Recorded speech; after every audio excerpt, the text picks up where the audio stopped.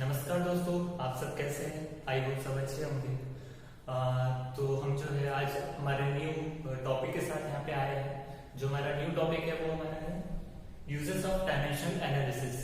अब यहाँ पे यूजेस ऑफ डायमेंशनल एनालिसिस देखने से पहले जो है हम पिछले जो लेक्चर था उसमें हमने क्या देखा था कि डायमेंशंस क्या होते हैं और डायमेंशंस को हम कैसे रिप्रेजेंट करते हैं।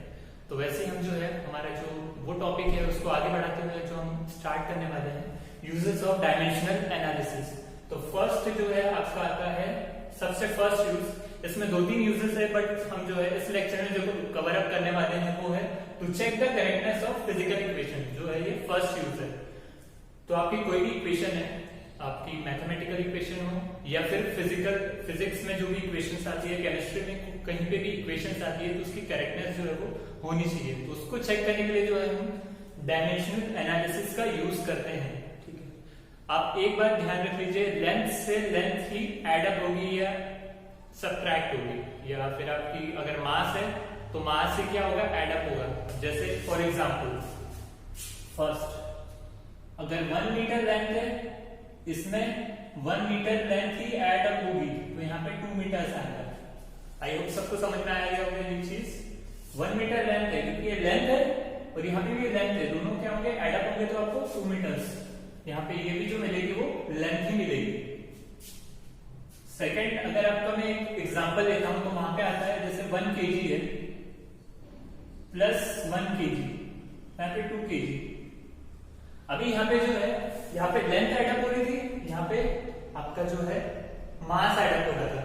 वैसे ही यहाँ पे जो है अगर मैंने इस तरीके से दिया 1 मीटर प्लस 1 सेंटीमीटर, तो यहाँ पे क्या होगा, इस तरीके से नहीं होगा, 2 मीटर्स नहीं होगा, ये 2 और 2 सेंटीमीटर इस तरीके से कैलकुलेट नहीं होगा।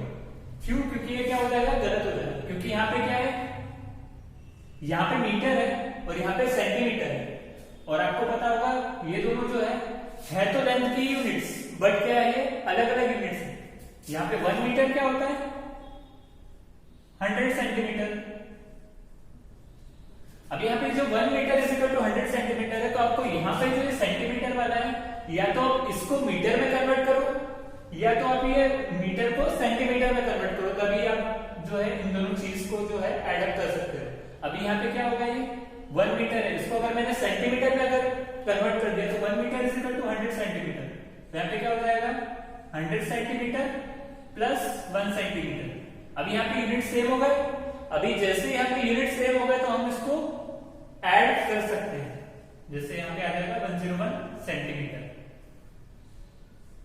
तो आई होप सबको ये जो है इसका कंसेप्ट समझ में आ गया होगा कि यहाँ पे मीटर है और सेंटीमीटर है, तो ये एडअप ऐसे नहीं हो सकते, भले ये क्या हो, लेंथ की यूनिट्स हो। वैसे यहाँ पे अगर 1 किलोमीटर है प्लस 1 मीटर, इस तरीके से ये एडअप नहीं होंगे। अब इसको आपको क्या कन्वर्ट करना पड़ेगा, 1 किलोमीटर को मीटर में कन्वर्ट करना पड़ेगा, तभी ये क्या हो सकते हैं, एडअप हो सकते हैं। फॉर एग्जांपल यहाँ पे 1 किलोमीटर क्या होता है, 1000 मीटर्स प्लस 1 मीटर। अब ये एडअप हो सकते हैं। तो फाइनल आंसर आपका क्या आ जाएगा, 1001 मीटर्स। अब ये मीटर्स में आएगा, इसको आप मीटर से किलोमीटर या फिर सेंटीमीटर कहीं पे भी जो है आप कन्वर्ट कर सकते हो। ये बहुत सिंपल से एग्जांपल है, बहुत बेसिक है। कुछ लोगों के ये कंसेप्ट क्लियर नहीं हुए होंगे अभी तक, तो आप जो है इसे देख लीजिए अच्छे से।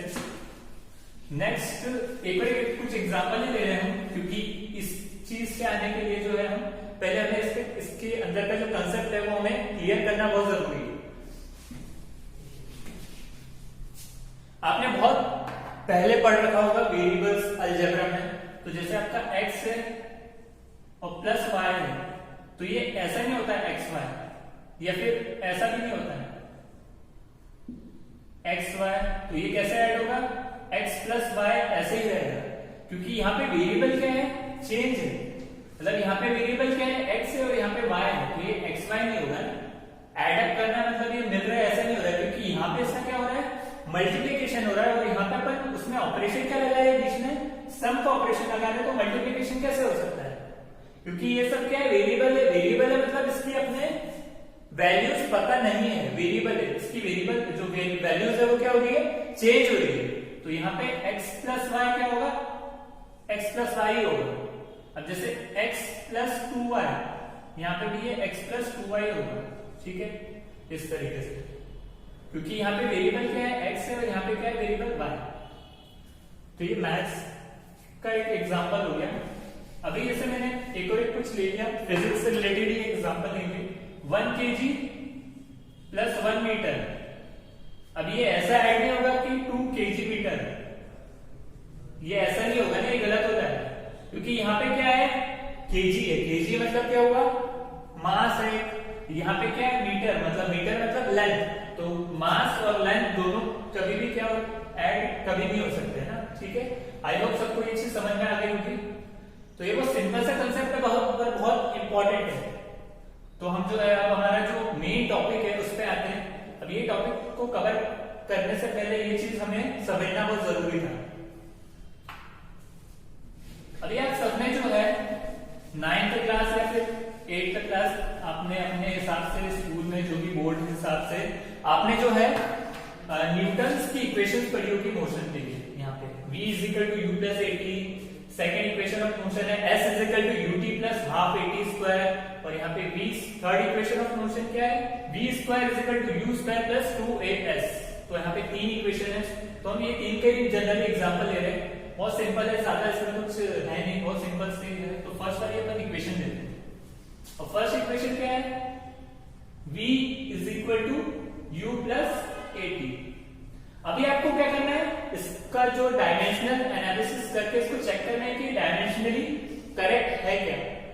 अभी जैसे यहाँ पे v है, v क्या होता है यहाँ पे, फाइनल वेलोसिटी, v के यहाँ पे फाइनल वेलोसिटी।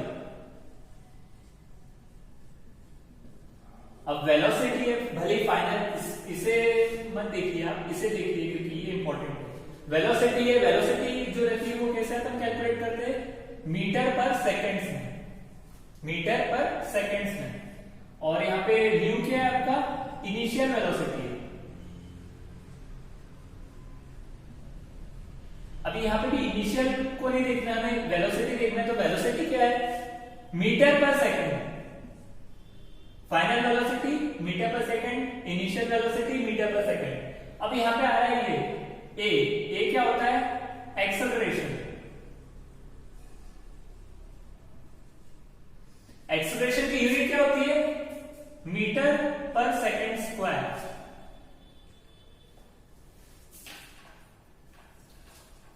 मीटर पर सेकेंड स्क्वायर, ठीक है। अब यहाँ पे एक्सेलरेशन की यूनिट क्या होती है, मीटर पर सेकेंड स्क्वायर। अब यहाँ पे एक और एक टर्म आ रही है जो कि है टाइम, टी। ये क्या है, टाइम, जिसको हम कैसे, इसकी यूनिट क्या है, सेकेंड्स, एस। अभी यहाँ पे ये इसकी यूनिट वाइज हमने देखा। अब हम जो है इसको डायमेंशनली ये इक्वेशन करेक्ट है क्या, ये देखेंगे। मतलब यहाँ पे जो वेलोसिटी आ रही है, मतलब यहाँ पे भी क्या होना चाहिए, ये दोनों भी क्या होनी चाहिए, वेलोसिटी होनी चाहिए, तभी क्या होंगे, ये एड अप होंगे। और जो आपको ये इक्वेशन जो मिलेगी वो डायमेंशनली करेक्ट इक्वेशन मिलेगी, ऐसा। तो अभी यहाँ पे जो है सबसे पहले जो है v फाइनल वेलोसिटी। तो फाइनल वेलोसिटी का जो है हमने पिछले लेक्चर में देखा था कि जो लेंथ, जो आपकी वेलोसिटी है, इसके डायमेंशंस क्या होते हैं। तो वेलोसिटी क्या है, मीटर पर सेकेंड, मतलब m0 l1 t माइनस 1, ठीक है। मीटर पर सेकेंड मतलब इसको कैसे और कैसे लिखते हैं हम, meter second raise to the power -1। तो यहाँ पे इसलिए t की पावर क्या आ गई, -1 आ गई। v भी है, वैसे v की भी क्या रहेगी, mlt-1, और u की भी क्या रहेगी, क्योंकि ये भी क्या है, मीटर पर सेकेंड है, देख रहे हैं हम। तो यहाँ पे क्या आ जाएगा, m0 l1t-1, क्योंकि v और u दोनों क्या है, वेलोसिटी। अब एक्सेलरेशन को हम देखें अगर, तो यहाँ पे क्या है एक्सेलरेशन के लिए, m s raise to the power -2 है ना, मीटर पर सेकेंड स्क्वायर। तो हम इसको ऐसे लिखते हैं, meter second raise to the power -2। तो इसके डायमेंशंस क्या हो जाएंगे, m0, यहाँ पे जो कैपिटल है ना, ये फॉर किसको रिप्रेजेंट कर रहा है, मास को रिप्रेजेंट कर रहा है। ये लेंथ नहीं है, लेंथ क्या है आपकी, स्मॉल मीटर्स। ये क्या है, डायमेंशंस में ये m किसको रिप्रेजेंट कर रहा है, मास को कर रहा है। मास मतलब आपका केजी, जिसमें हम कैलकुलेट करते हैं। m0 और यहाँ पे क्या है, a क्या आ रहा है, तो यहाँ पे L1। उसके बाद में s क्या है, s किसको रिप्रेजेंट करता है, टाइम को।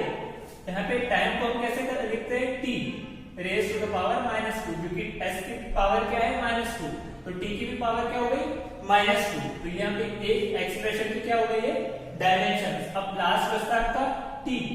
टाइम के डायमेंशंस क्या होते हैं, t, और यहाँ पे टाइम का 1 है, तो t भी क्या हो जाएगा, 1। अब हम जो है ये जो वैल्यूज है हम यहाँ पे पुटअप करते हैं। अभी ये क्या है इसका RHS, ये क्या है इसका LHS है, और ये क्या है इसका RHS है। ये इसका LHS है और ये इसका RHS। अब हम जो है इसका RHS अगर लेते हैं, हम इक्वेशन की एक साइड ले रहे हैं, RHS को लेके चल रहे हैं क्योंकि ये बड़ा है यहाँ पे जो है। अब U क्या है, एक लेंथ है, ये U क्या है, एक वेलोसिटी है। कौन सी वेलोसिटी है, U इनिशियल वेलोसिटी है। तो इनिशियल वेलोसिटी है, तो इसके जो डायमेंशंस होंगे वो क्या होंगे, m0 L1 t -1 यहां से। अब इसके बाद में ये U हो गया। अब इसके बाद में A प्लस A क्या हो गया आपका एक्सेलरेशन, तो इसके जो डायमेंशंस है वो हमने पहले लिख ली है, तो ये क्या हो जाएंगे, m0 L1 t -2। इसको हम ब्रैकेट में दे रहे हैं क्योंकि ये A इधर आ रहा है, इसके साथ में मल्टीप्लिकेशन में क्या आ रहा है आपका t। तो t यहाँ पे क्या है, टाइम के डायमेंशंस क्या है, t1। अभी यहाँ पे जो है, अब इसको जो है सबसे पहले इसको ऐसे एडअप नहीं करना है, इसको ये वाले साइड को ऐसे रहने देना है, प्लस इसको जो है यहाँ से मल्टीप्लिकेशन में है, तो इसको पहले क्या करना है, सॉल्व कर लेना है। इसको सॉल्व कर लेंगे तो ये क्या आ जाएगा, m0, ये तो वैसे का वैसे रहेगा, L1 नहीं, क्योंकि यहाँ पे L की कोई आगे जो है क्वांटिटी है नहीं। अब इसके बाद में t क्या आ रहा है आपका -2। अब यहाँ पे t -2, यहाँ पे t1 है, तो t -2 इंटू t1, तो ये हो जाएगा आपका -2 + 1, तो ये हो जाएगा आपका m0 L1 t -1 plus m0 L1 t -2 + 1, कितना हो जाएगा आपका -1। ऐसा होता है ना लॉ ऑफ इंडाइसिस में, यहाँ पे लिख रहा हूं मैं, देख लीजिए आप, x की पावर -2 इंटू x की पावर 1 क्या हो जाएगा, x की पावर -1। तो इसी हिसाब से जो है यहाँ पे t की पावर -2 इंटू t की पावर +1, तो यह हो जाएगा t की पावर -1। यहाँ पे ये इन जनरल मैंने लिखा है, x एक वेरिएबल है, इस तरीके से जो है एक्सपोनेंट्स का रूल है, ठीक है। मतलब दो अगर पावर जो है बेस अगर सेम है तो जो पावर है वो क्या हो जाएगी, सम होगी, ठीक है। तो यहाँ पे आ जाएगा आपका m0 L1 t -1। अब यहाँ पे भी क्या है, m0 L1 t -1 और यहाँ पे भी क्या है, m0 L1 t -1। तो अब ये दोनों क्या हो सकते हैं, एडअप हो सकते हैं, क्योंकि यहाँ पे क्या है 2 m0 L1 t -1। अब यहाँ पे 2 का कोई सिग्निफिकेंस नहीं है, मेन जो आपको देखना है, क्योंकि 2 के कोई क्या है, 2 एक कांस्टेंट क्वांटिटी है, तो कांस्टेंट जो चीज है उसके डायमेंशंस नहीं होते। तो मेन हम देखेंगे वो क्या देखेंगे, ये। तो यहाँ पे RHS के डायमेंशन क्या है, m0 L1 t -1, और LHS में क्या है, v, और v क्या है यहाँ पे, फाइनल वेलोसिटी v। तो उसके डायमेंशंस क्या निकाले थे अपन ने, m0 L1 t -1। यहाँ पे RHS के भी डायमेंशंस वही आ रहे हैं और LHS के भी डायमेंशंस वही आ रहे हैं, तो ये इक्वेशन क्या हुई, डायमेंशनली करेक्ट हुई, ठीक है। आई होप सबको समझ में आ गया होगा। जब RHS के और LHS में ये सारे जब हमने सम अप करे तो उसके डायमेंशंस अगर सेम आए तो ये क्या हो गई, इक्वेशन डायमेंशनली करेक्ट हो गई, ठीक है।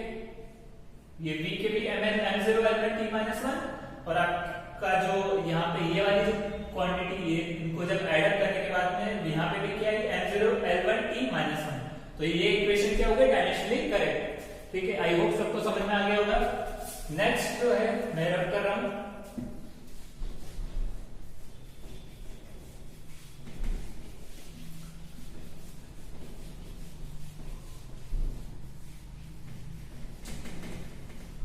यहाँ पे देखिए सेकंड इक्वेशन ऑफ मोशन क्या होती है, s is equal to ut plus half at square. s is equal to क्या है, इसको भी रफ कर देता हूं मैं।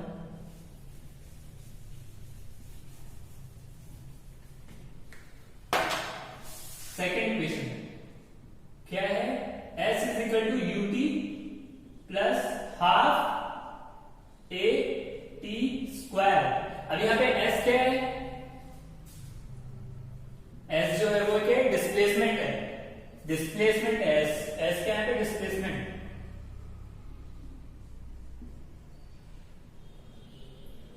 डिस्प्लेसमेंट है मतलब इसका मतलब क्या हो गया, ये लेंथ है, लेंथ के डायमेंशंस क्या रहते हैं, इन मीटर्स, तो ये क्या हो जाएगा l, इसके डायमेंशन क्या हो गए l, ठीक है। अब नेक्स्ट हमारा आता है s हो गया आपके पास में, v तो पहले से v, इसमें v नहीं आ रहा है तो इसको हम स्किप करते हैं। u आ रहा है, u क्या है, इनिशियल वेलोसिटी है जिसको हम क्या करते हैं मीटर पर सेकंड में, उसके डायमेंशंस क्या होंगे m0 l t माइनस 1, ठीक है।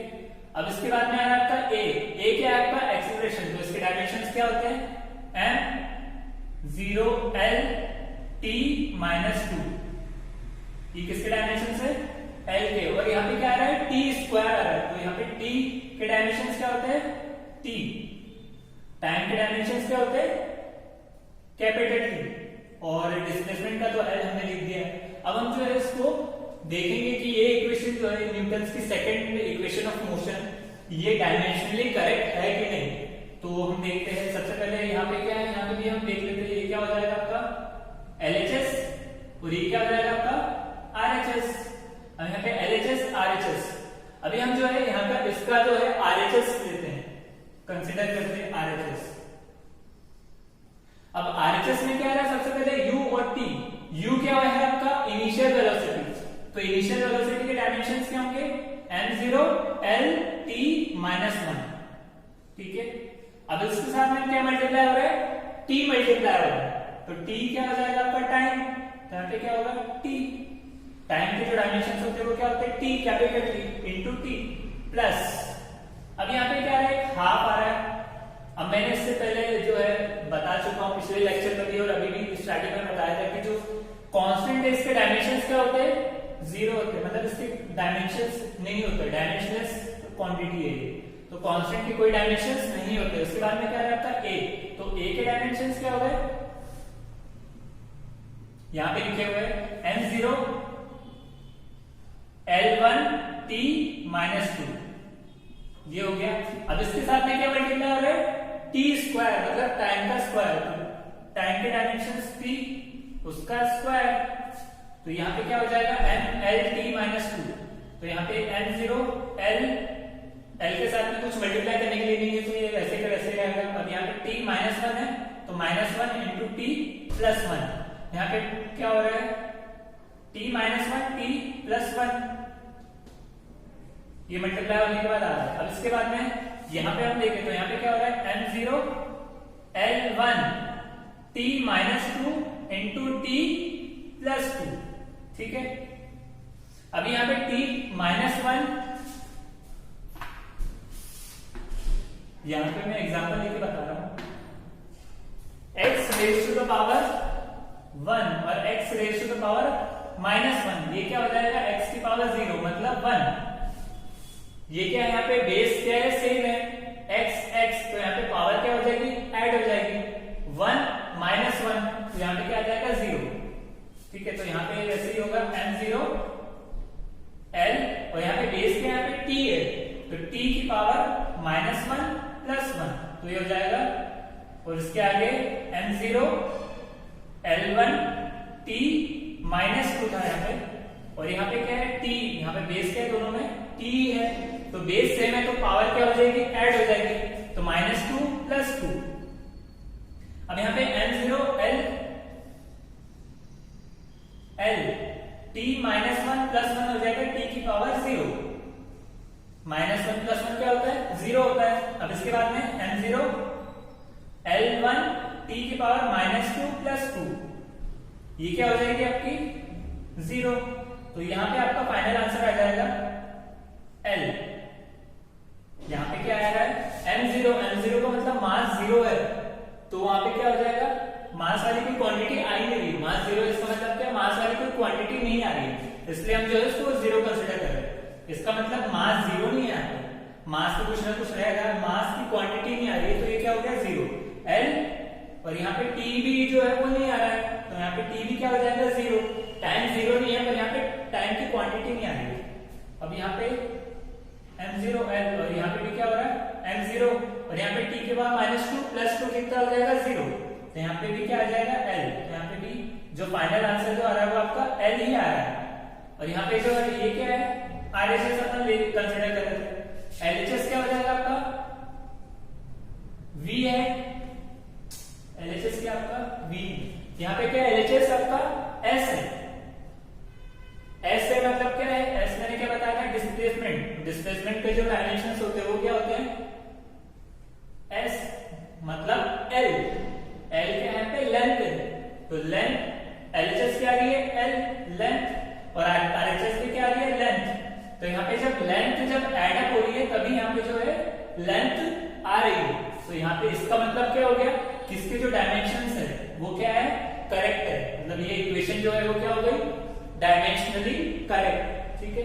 अब ये दो इक्वेशन आपकी हो गई, फर्स्ट आपकी v = u + 80 और s = ut + ½ at²।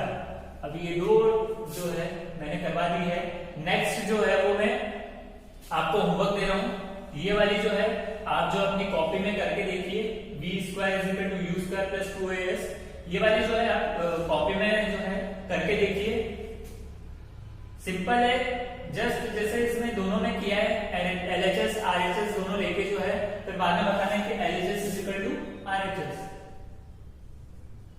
मतलब LHS के जो डायमेंशंस है वही किसके डायमेंशन है RHS के, यहाँ पे है ना RHS क्या है L है, और LHS की भी क्या है डायमेंशन L है, तो यहाँ पे RHS और LHS के जो डायमेंशन है वो क्या है सेम है, यही आपको बताना है, तभी आपकी जो इक्वेशन है वो क्या होगी डायमेंशनली करेक्ट होगी।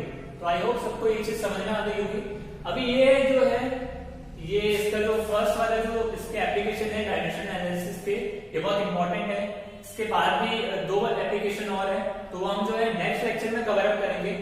तो आई होप सबको ये वाला जो है वीडियो समझ में आया होगा, ये वाला जो लेक्चर है हमारा वो समझ में आया होगा। डायमेंशनल एनालिसिस के बहुत सारे जो है यूजेस है, अगर आप जो है नीट या फिर जेईई अगर आप कर रहे हैं तो उसमें इसके बहुत सारे यूजेस है, क्योंकि डायमेंशंस जब आप कोई भी न्यूमेरिकल सॉल्व करने जा रहे हैं तो वहां पे जब आपका जो है ये जो चीज है डायमेंशन एनालिसिस, ये आपका टाइम सेव कर सकती है, आपको सॉल्व नहीं करना पड़ेगा, जो भी दिख रहा है उसके आप डायमेंशन चेक करो, अगर वो जो है क्वेश्चन में जो दी हुई क्वांटिटी है उससे सेम अगर मैच कर रहे हो तो वही आपका क्या होगा करेक्ट आंसर होगा। तो यहाँ पे आप ये टेक्निक जो है डायमेंशनल एनालिसिस, ये आपको बहुत आगे तक क्या आएगी, काम आएगी, भले इसका भी अभी यूज है पर ये बहुत आगे तक काम आएगी, ये बहुत इंपॉर्टेंट है। आई होप सबको समझ में आ गया होगा। हमने क्या देखा, सबसे